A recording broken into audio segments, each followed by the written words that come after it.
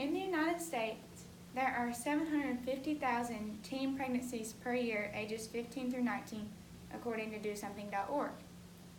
This age is directly following the sex education classes we take in middle and in high school. As early as 7th grade, we were informed about the dangers and repercussions of sex.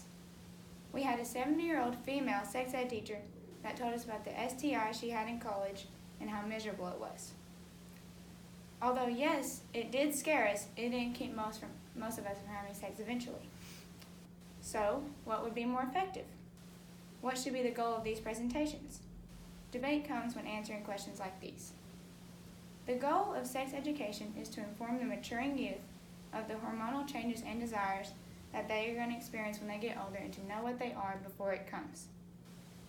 Is it more effective for these talks to be abstinence-only education or comprehensive sex education? Here's how you'll know. But before we get into statistics, we need to define these two types of teaching. We're going to start with abstinence first. Abstinence-only education means to strictly discuss how the only true way to prevent pregnancy and STDs is abstinence.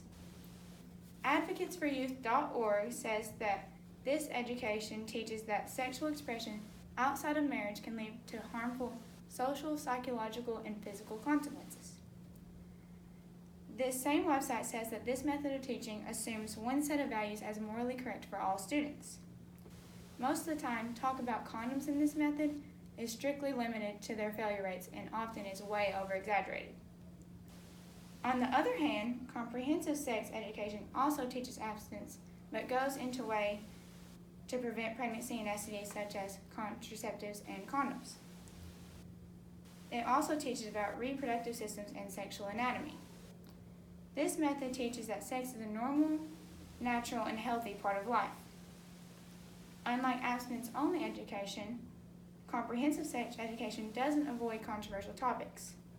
All options are put out on the table. Of these controversial topics, it says what to do if you have an unplanned pregnancy. Comprehensive sex education teaches 3 options. 1, carrying the pregnancy to term and raising the baby.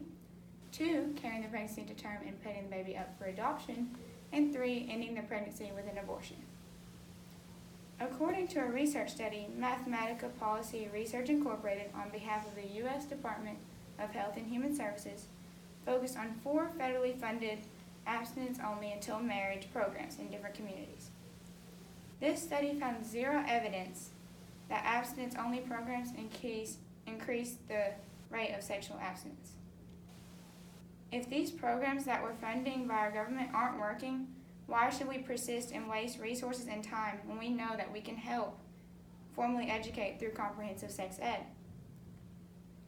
In sex ed today, it's more about being abstinent than being safe. When I was in middle school, every single student in my class got an abstinence card to keep in their wallet and binder saying that they were going to be abstinent until marriage. How many students do you think actually kept up with those? Well, I'll tell you. I surveyed 20 of my classmates that were also in my sex ed class, and only 1 knew where theirs was still at. Not only did this card not teach us anything, but a random woman telling us not to have sex until marriage wouldn't stop us if we really wanted to. I asked the same 20 people to answer the question, do condoms prevent you from STDs such as chlamydia and gonorrhea? 19 out of 20 knew that answer was yes. This just reiterates the fact that comprehensive sex ed sticks with teens more than yelling at us not to have sex.